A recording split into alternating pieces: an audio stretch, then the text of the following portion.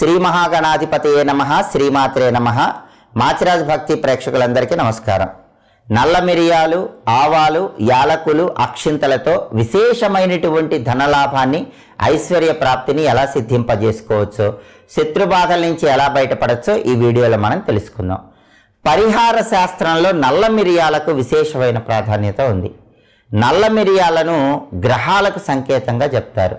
అందుకే ఎప్పుడైనా సరే అమావాస్య రోజు 9 నల్ల మిరియాలు తీసుకోండి. ఆ 9 నల్ల మిరియాలు నవగ్రహాలకు సంకేతం. అమావాస్య రోజు 9 నల్ల మిరియాలు తీసుకొని వాటిని పసుపు రంగు వస్త్రంలో మూటగట్టి ధూపం వేయండి. మీ ఇంటి గుమ్మం పక్కనే ఒక మేకు కొట్టి ఆ మేకుకు తగిలించండి.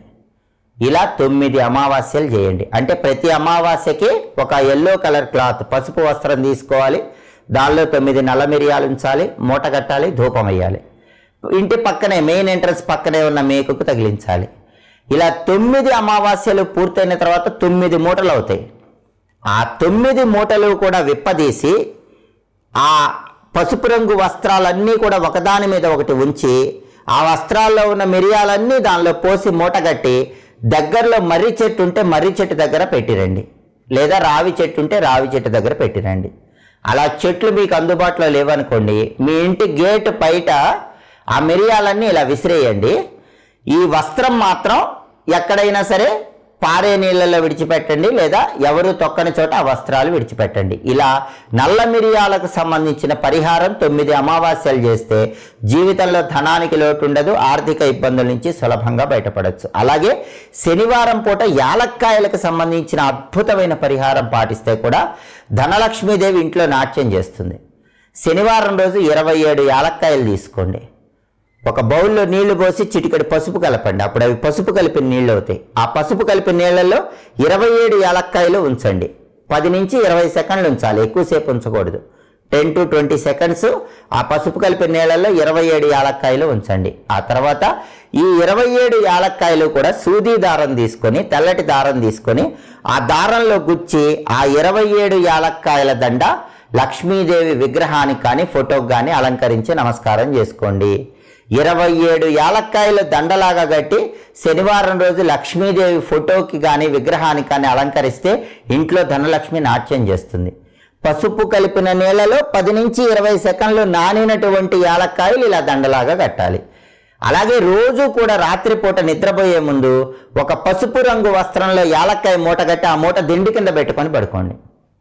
అంటే ఒక్కసారే మూట కట్టాలి. ఒకసారి ఎప్పుడైనా సరే ఒక యాలక్కాయ తీసుకోండి, ఎల్లో కలర్ క్లాత్ పసుపు రంగు వస్త్రంలో మూట కట్టండి. రోజు రాత్రి నిద్రపోయే ముందు మీ దిండి కింద ఆ మూట పెట్టుకోండి. ఉదయం నిద్ర లేచాక ఆ మూట ఎక్కడైనా ఇంట్లో దాచిపెట్టుకోండి. మళ్ళీ రాత్రికి అదే మూట పెట్టుకోండి. ఇలా చేస్తూ ఉంటే క్రమక్రమంగా ధనలాభం కలుగుతుంది. ఇలా యాలక్కాయలకు సంబంధించిన పరిహారం పాటించాలి. అలాగే నరఘోష, నరపీడ, దృష్టిదోషం, శత్రుబాధలన్నీ పోవాలంటే చిన్న ఆవాల పరిహారం పాటించాలి. స్నానం చేసేటప్పుడు నీళ్ళల్లో కొద్దిగా శనివారం రోజు ఆవాలేసి కాస్త పసుపు కాస్త గంధము వేసి ఆ నీళ్లతో స్నానం చేయండి.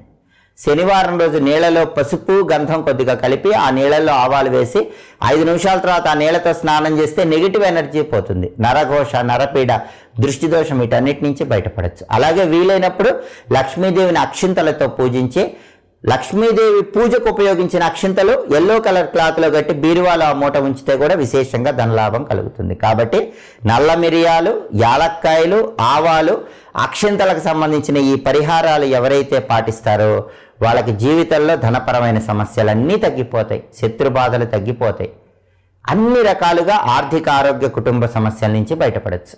నిత్య జీవితంలో మీకు ఎదురయ్యే అనేక రకాలైన ఆర్థిక, ఆరోగ్య, కుటుంబ సమస్యల నుంచి బయటపడటానికి చక్కటి పరిష్కార మార్గాల కోసం ఎదురు చూస్తున్నారా?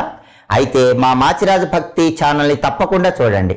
మా వీడియోస్ మీకు నచ్చినట్లయితే మా ఛానల్ని లైక్ చేయండి, కామెంట్ చేయండి.